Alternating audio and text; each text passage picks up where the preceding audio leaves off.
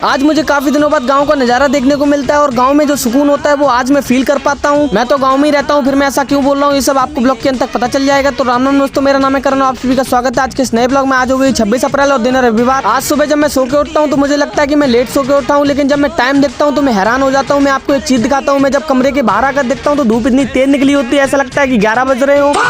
लेकिन सच बताऊं अभी सुबह के 6:45 हो रहे हैं और धूप इतनी तेज निकली हुई है कि कुछ पूछो मत। तौबा तौबा तौबा, थारा मूड खराब कर दिया। बाइक पर बैठने से पहले हम और भाई दोनों लोग गमछा लपेट लेते हैं क्योंकि धूप इतनी तेज होती है कि कुछ पूछो मत। भैया को मैनपुरी में थोड़ा काम होता है और मुझे ऑफिस जाना होता है, इसलिए हम दोनों लोग निकल जाते हैं सीधा मैनपुरी के लिए।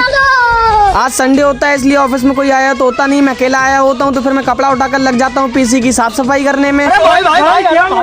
पीसी की साफ सफाई करने के बाद फिर मैं अपने पीसी पर बैठकर काम करने लगता हूँ क्योंकि काफी दिनों से मैं आया नहीं था, जो पेंडिंग वर्क था उसे मुझे कंप्लीट करना होता है, इसलिए फिर मैं वीडियो एडिट करना स्टार्ट कर देता हूँ। आप भी ठीक करके देता हूँ। मैं अपने ऑफिस में अकेले बैठकर पीसी पर वीडियो एडिटिंग का काम कर रहा होता हूँ और अकेले बैठे बैठे बोर भी हो रहा होता हूँ, तभी मेरे पास राघव भाई की वीडियो कॉल आ जाती है। तो फिर मैं थोड़ी देर राघव भाई से बात कर अपना मूड फ्रेश कर लेता हूँ।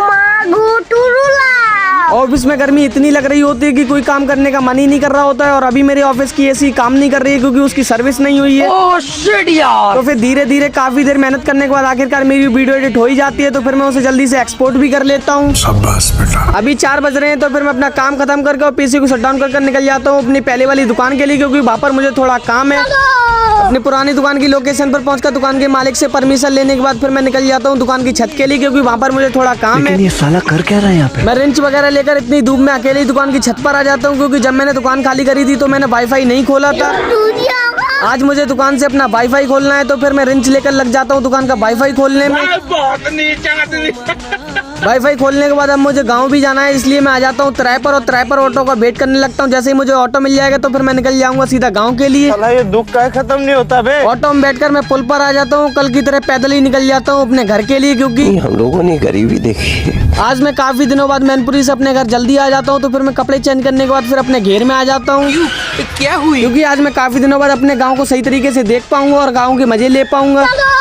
घेर में घूमने के बाद फिर मैं आ जाता हूँ अपने खेत पर, क्योंकि आज मैं काफी दिनों बाद अपने खेत देख रहा हूँ। मुझे ये तक नहीं पता था कि मेरे खेतों में कौन सी फसल है।